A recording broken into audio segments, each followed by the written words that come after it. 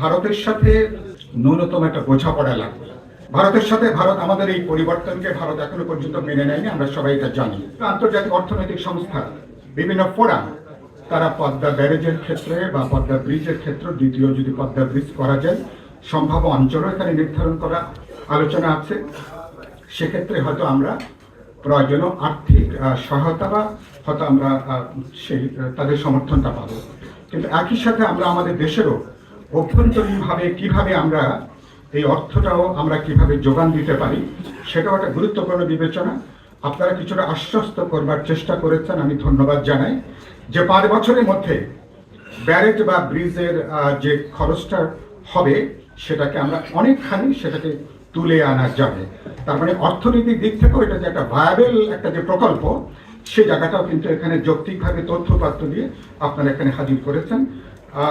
শেষ যে মন্তব্যটা করি, শেষ মন্তব্যটা হচ্ছে যে আমরা এখন যদি একটা বোঝাপড়াটা আমরা তৈরি করতে পারি, যদি মতকের জায়গাটা তৈরি করতে পারি, এই সরকার যদি আগামী ফেব্রুয়ারিতে তারা যদি একটা জাতীয় নির্বাচনের ব্যবস্থা করে তারা যদি বেরিয়ে যেতে পারে, নিশ্চয়ই সরকারকে তো আমরা ধন্যবাদ দেব।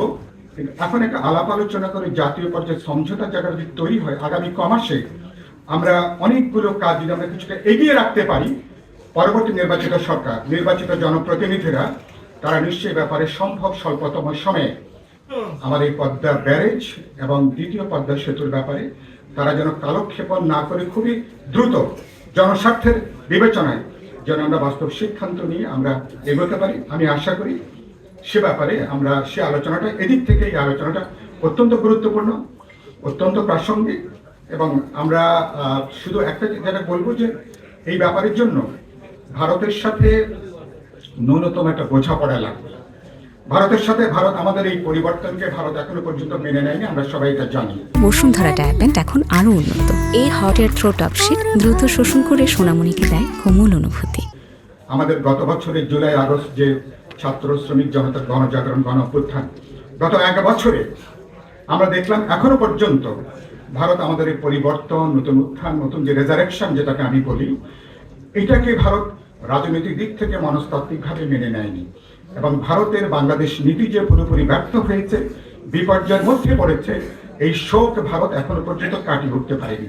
ফলে ভারত এখনো পর্যন্ত গত 1 বছর ধরে বাংলাদেশ বিরোধী বহুমাত্রিক তৎপরতা অব্যাহত রেখেছে। কিন্তু এর ভিতরেও একটা সরকার, একটা বৈরী প্রতিবেশীর সাথেও তো আপনাকে চলতে হবে। আমরা তো কেউ আমাদের প্রতিবেশী বদলাতে পারবো না, তাহলে মিনিমাম একটা ওয়ার্কিং অ্যালায়েন্স ভারতের সাথে আমাদের বোঝাপড়া তৈরি করতে হবে। দুর্ভাগ্যজনকভাবে এই সরকারের দিক থেকে আমরা এ ব্যাপারে কার্যকর কোনো উদ্যোগ কিন্তু এখনো পর্যন্ত লক্ষ্য করিনি।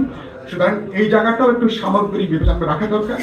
ভারত, নেপাল এবং বাংলাদেশ যৌথ পানি ব্যবস্থাপনার ব্যাপারে আমরা মাঝখানে চীন গিয়েছিলাম, চীনও তারপরে তিস্তার তারা বহুমাত্রিক কাজের সাথে তারাও কিভাবে নিজেকে যুক্ত করতে চান।